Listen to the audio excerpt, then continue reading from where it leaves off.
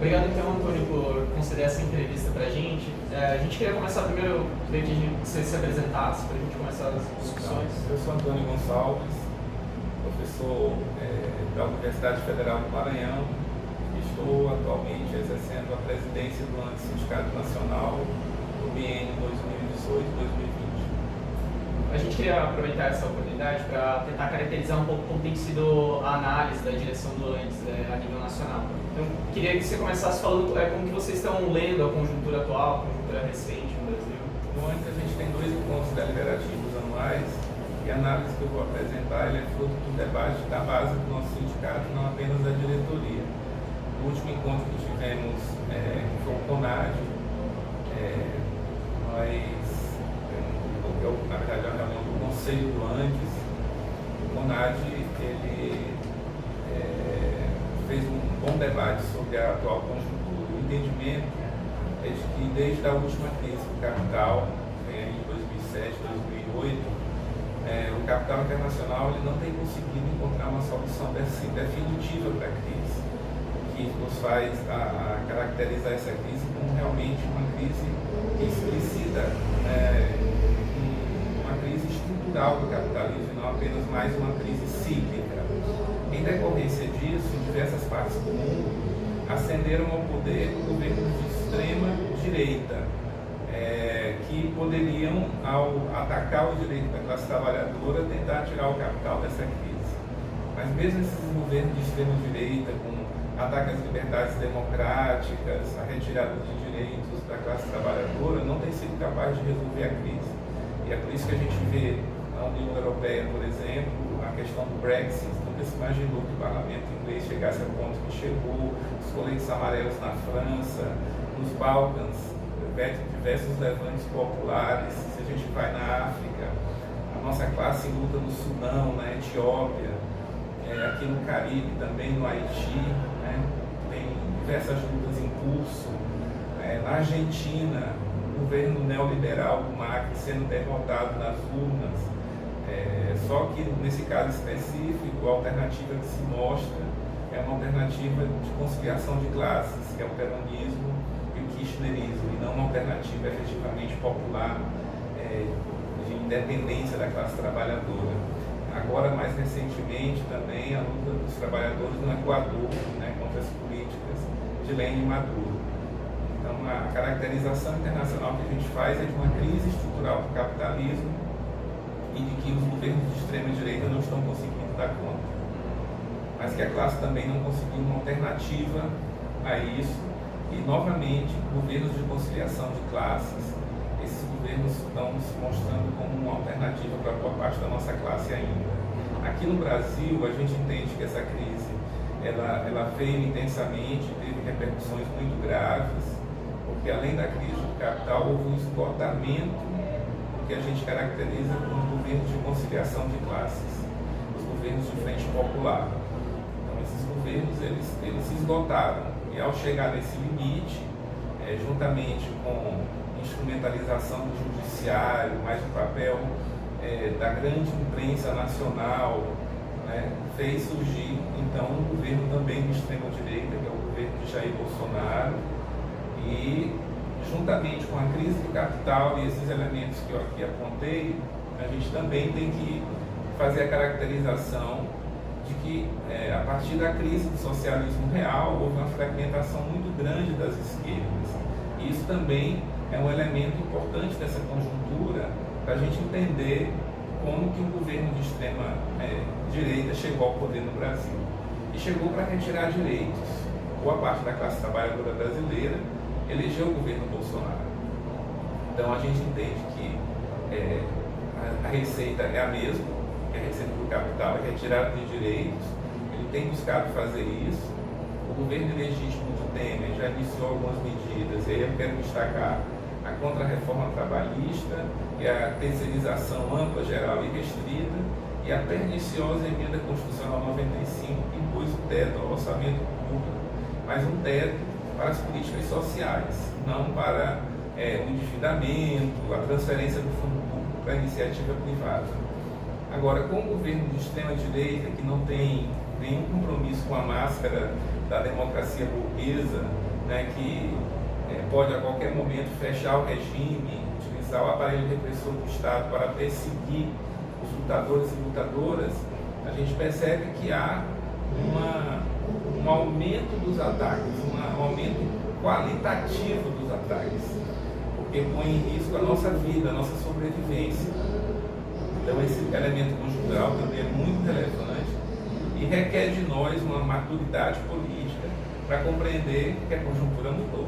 Não é mais uma conjuntura de governo de frente popular, é uma conjuntura de um governo que defende a tortura, que defende o período do regime civil-militar no Brasil, um governo que já está aprovando aí a contra-reforma da Previdência, que tem uma base social fundamentalista, com uma pauta de diversos retrocessos civilizatórios, com intensificação do machismo, da misoginia, do racismo, da LGBTI-fobia, do capacitismo, porque efetivamente o capitalismo precisa fragmentar e dividir a classe trabalhadora para manter o seu processo de acumulação.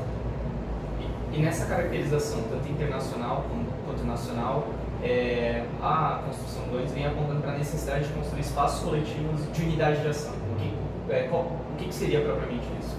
Então, nós somos um sindicato nacional, um sindicato de professores das instituições de ensino superior do Brasil. Então, o sindicato ele tem limitações, né? Porque nós temos uma pauta específica da categoria, a gente se organiza pela base, nós temos mais de 100 seções sindicais pelo Brasil inteiro. Então, a gente tem uma pauta de luta por melhores condições de trabalho, uma remuneração que seja justa, né? A gente defende essa configuração dos serviços públicos, a gente entende que é muito importante selecionar servidores públicos por concurso, que é muito importante que isso tenha de forma isonômica, que o regime jurídico único é um avanço, porque protege o servidor público das pressões dos governos, não é? Esse elemento é muito significativo. Mas para além dessas pautas ditas corporativas, o Antissindicato Nacional é um sindicato que se constituiu como um sindicato classista. Então nós não nos detemos apenas nas pautas corporativas da categoria. A gente entende que a nossa luta ela tem que ser ampliada. Então por isso que nós nos organizamos em uma central sindical, já estivemos na CUT, rompemos com a CUT a partir da contra-reforma da Previdência do governo Lula, que atacou fortemente os servidores públicos, e aí passamos a construir desde 2004 a Conlutas e depois a CSP Conlutas, nessa tentativa de ampliarmos a nossa luta e construir a unidade da classe trabalhadora. Então, por isso que nós defendemos, para além da pauta corporativa, um conjunto de pautas que vão desde políticas de classe para questões étnico-raciais, de gênero, diversidade sexual, política ambiental, agrária e urbana. A gente tem grupos de trabalho no nosso sindicato que trabalham as políticas educacionais. Então, nós temos uma construção e um acúmulo político de diversas áreas, porque nós entendemos que o sindicato tem que ser classista, tem que buscar se construir nessa perspectiva. E é por isso que nós buscamos nos organizar no âmbito da CSP Conlutas também. Mas há alguma diferença da proposta de unidade da classe trabalhadora quando vocês ingressam na Conlutas em 2004, enfim, ou até mesmo na CUT, e a proposta agora, nessa conjuntura que você esboçou sobre a questão internacional e nacional da unidade de ação, tem uma diferença qualitativa, tática desse momento histórico? Tem sim, tem uma diferença, porque nós temos, como eu disse, uma construção e um programa, né, que a gente construiu ao longo desse tempo, que eu diria bastante em consonância com os anseios da classe trabalhadora. De uma educação, por exemplo, no caso do antes, a gente defende a educação pública, gratuita, de qualidade, laica, socialmente referenciada. Defendemos a expansão do ensino da educação superior no Brasil. A gente defende que a educação tenha financiamento público, né? O fundo público tem que garantir a educação pública e não desviar o fundo público para a iniciativa privada. Então nós temos um programa que a gente construiu ao longo do tempo, uma pauta bastante consolidada. Na conjuntura atual, a gente tem que ser capaz de construir um programa mínimo. detectar quais os pontos que nos unificam. E esse é um elemento importante.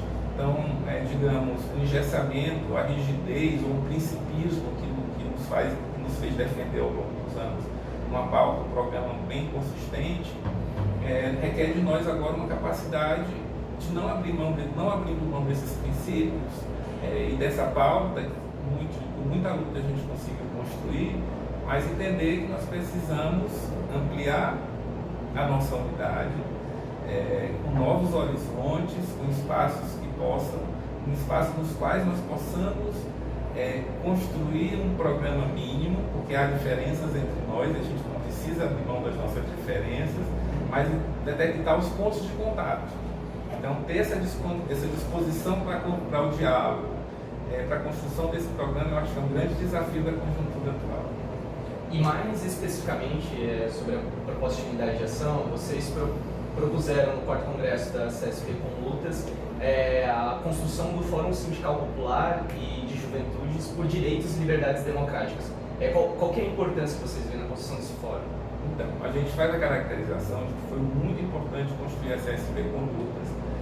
Originariamente, ela foi pensada para ser um espaço de frente única, né, para poder disputar a direção do movimento de massas da classe trabalhadora. Esse foi o ideário inicial.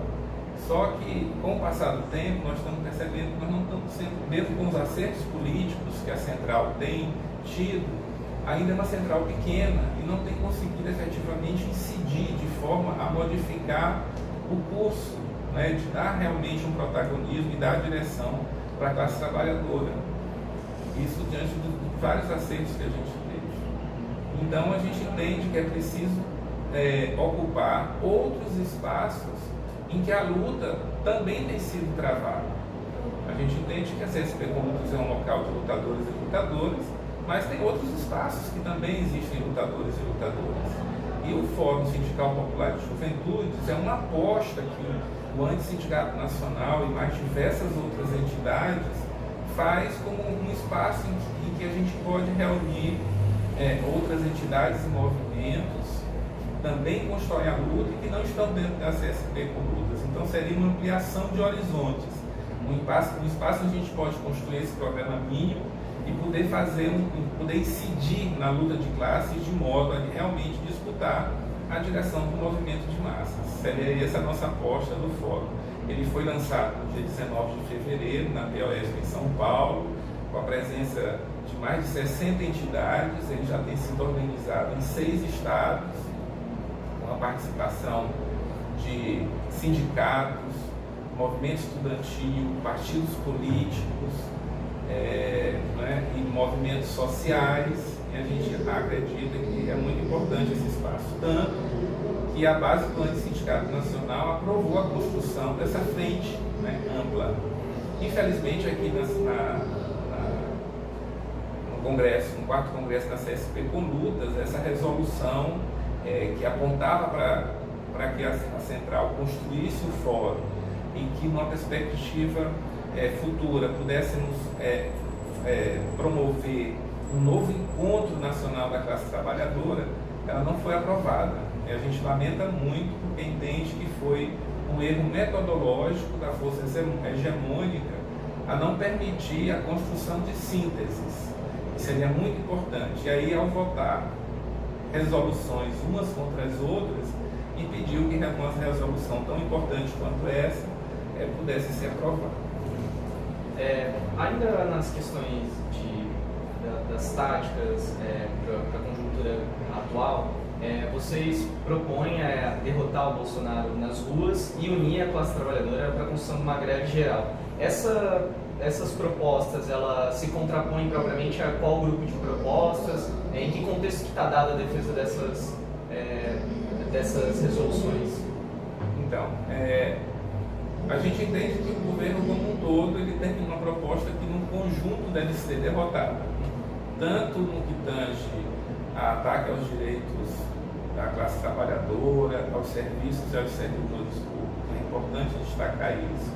Eu sou servidor público há 21 anos e é importante, a gente não pode se envergonhar de defender os servidores públicos. Nós não somos privilegiados. sem servidor público não há serviços públicos. Então é um governo que ataca em diversas áreas. Ele também tem uma pauta, eu digo, de retrocessos civilizatórios, porque visa, por exemplo, no âmbito da educação, aprovar projetos como escola sem partido, de atacar a autonomia das universidades, desde a indicação de reitores até a imposição de um conteúdo, de formas de avaliação, ou seja, a privatização mesmo do nosso sistema educacional. Então a gente entende que temos que derrotar Bolsonaro em todas essas políticas neoliberais, derrotar nas ruas com mobilização da classe trabalhadora. A gente não está defendendo aqui impeachment de Bolsonaro, a queda do Bolsonaro, fora Bolsonaro. A gente quer derrotar e enfraquecer esse governo e avançar na construção da nossa luta, derrotando essas políticas neoliberais, deste ou de qualquer outro governo, né, que ataque a classe trabalhadora. Nessa leitura de unir a classe trabalhadora na rua, vocês fazem também uma análise das mobilizações que tiveram em prol da educação no primeiro semestre de 2019, inclusive propõem a construção de mais uma greve nacional da educação para o próximo ciclo recente. Como que vocês têm analisado esse primeiro momento no primeiro semestre e a construção agora de uma greve nacional da educação? Eu queria fazer aqui uma comparação que ela não se encerra em si, passivo de muitas críticas, mas a gente teve muita dificuldade de mobilizar contra a reforma da Previdência. Certamente era um governo que acabou de sair das urnas, com apoio popular, ganhou a narrativa de que a reforma seria necessária. Mas também boa parte da nossa classe, desempregada, sem nenhuma perspectiva de acesso ao sistema de seguridade social, enfim, diversos elementos dificultaram a mobilização contra a reforma da Previdência. Porém, na educação, a gente percebeu que é uma pauta que aglutina a classe trabalhadora. A classe trabalhadora brasileira percebe que a educação tem um papel preponderante nas suas condições de vida, dos seus filhos e filhas. Então, quando houve um chamamento das entidades da educação para o 15M, foi surpreendente. A classe trabalhadora foi para a rua. Fizemos um grande 15M, logo em seguida um grande 30M. Então, a pauta da educação é uma pauta que aglutina, e isso traz para nós uma grande responsabilidade, mas também uma percepção de que esse caminho pode nos ajudar a derrotar este governo nas ruas. E aí nós ajudamos nessa pauta a construir a greve geral. É uma greve geral que foi bastante irregular, porque efetivamente a burocracia de algumas centrais sindicais traiu a classe trabalhadora na construção da greve geral de 14 de junho. Mas nós entendemos, lideramos na base do Sindicato Nacional, que era importante acumular forças na perspectiva de uma nova greve geral. Nós estamos apontando para a construção de uma greve do setor da educação, não só do Sindicato Nacional, mas de todas as entidades e movimentos que compõem a educação. Chamamos agora o 2 e 3, foi a greve nacional da educação de 2 e 3, se encerrou agora, a gente vai fazer um balanço do conseguimos acumular com esses 2 dias, e aí vamos ver no segundo semestre o que ainda é possível fazer, porque tem todo um calendário das nossas instituições e tal, que pode, em certa medida, dificultar a construção de um movimento paredista ainda nesse período. Mas a nossa perspectiva de ação política é avaliar a greve que fizemos 2 e 3 e avaliarmos, quem sabe, uma greve do setor da educação do tempo indeterminado e uma greve geral da classe trabalhadora brasileira. Porque motivos não nos faltam, mas a correlação de forças, infelizmente, ainda é desfavorável à nossa classe. Então, a proposição de uma construção de uma greve por tempo indeterminado ainda está no âmbito do debate, de análise por parte do ANTS. Isso. E ainda no que tange a construção da mobilização pela educação, o ANTS tem pautado fortemente a construção do 4º Encontro Nacional da Educação para o ano de 2021 e tem feito um balanço, de certa forma, positivo dos últimos encontros nacionais que a gente teve. Como vocês estão analisando essa proposta de construção do encontro? É importante compreendermos por que nós construímos a CONEDEP, que é um espaço onde a gente constrói uma política, a gente constrói exatamente esse programa para a educação brasileira. E aí promovemos já 3 encontros nacionais de educação, que é fruto dessa articulação da CONEDEP, se contrapondo ao aparelhamento dos conselhos que houve nos períodos de conciliação de classes, que era para ser conselhos de participação popular, que foram aparelhados e limitaram muito a nossa ação política naquele espaço. A partir disso, vamos construir a CONEDEP, e na CONEDEP construímos 3 encontros nacionais de educação, mas a gente percebeu nesse último, principalmente, alguns problemas metodológicos, porque foram realizados diversos encontros nacionais de educação preparatórios, e essas contribuições também a gente teve dificuldade de sintetizá-las durante o terceiro encontro. E também a gente percebeu que algumas entidades da educação não assumiram a construção desse encontro, ficando boa parte, inclusive da financeira, recaiu sobre o antes. Então a gente trouxe para cá a proposta, a CSP Clubes ajudou na construção do terceiro domínio, dos encontros, todos, e a gente está trazendo aqui, foi aprovada ontem a resolução de, além do antes, a CSP Clubes no seu conjunto defender no âmbito da CONEDEP a construção do quarto N. A gente acha que é muito importante continuarmos avançando na construção de um projeto de educação pública gratuita, como a gente defende, para se contrapor ao projeto de capital. Porque o projeto de capital ele se expressa, como eu disse, na escola sem partido, nos vouchers, na privatização, e agora com o futuro fica bem mais evidente isso, e a gente quer se contrapor ao projeto neoliberal apresentando o nosso projeto. O antes tem um caderno, que é o caderno 2, que mostra o acúmulo no âmbito do nosso sindicato na construção de um projeto de educação que seja de interesse da classe trabalhadora. Para encerrar, a gente gostaria de saber um pouco como que o ANDES também tem analisado então esse projeto, que é o projeto do Futurice, que em síntese tenta consolidar o projeto de sucateamento e privatização das universidades públicas, acabando de vez com o que restava de autonomia universitária, visto que o Futurice agora, recentemente noticiado, está para entrar no Congresso Nacional, como PL, ou talvez até como medida provisória. Então, como que vocês têm analisado essa velocidade que o governo tem colocado isso em pauta? Então, eu quero então, para esse encerramento, resgatar uma afirmação que eu fiz no início dessa entrevista, que é a crise estrutural do capitalismo. Então, a crise estrutural do capitalismo tem feito com que boa parte do fundo público tenha sido desviado para a iniciativa privada, por diversos mecanismos. Um deles é o sistema da dívida, por exemplo, que também o ANDES ajuda nesse debate juntamente com a auditoria cidadã da dívida. Nós remuneramos obra de caixa dos bancos, temos uma política de juros bastante perversa e que não está submetida a nenhum teto. Então essa transferência do fundo público para a iniciativa privada é algo real, algo que está aí, é muito fácil de se constatar. Mas sob a alegação de que não há recursos no orçamento público, se tenta, com esse argumento, dizer que precisa melhorar a gestão. Outros vão mais além, dizem assim, não, há recursos, o que falta é gestão. Então, por exemplo, o Banco Mundial, um documento encomendado pelo governo legítimo do Temer, chamado Um Ajuste Justo. No capítulo da educação, ele diz assim, não, o Brasil tem recurso para a educação, o que falta é gestão. Então, com essa cantilena de melhorar a gestão, que já vem de bastante tempo, se a gente pega lá desde o Consenso de Washington, tem mais de 10 documentos desses organismos multilaterais falando a respeito disso. Foi nesse intuito, então, de melhorar a gestão que surgiu ideias como a LCE, nos hospitais universitários, ou seja, vamos melhorar a gestão. Como é que era melhorar a gestão? Era flexibilizar a forma de contratação dos servidores públicos, sair do regime jurídico único e fazer contratações seletistas. Veja só. Então, o que está por trás deste projeto é reconfigurar o Estado.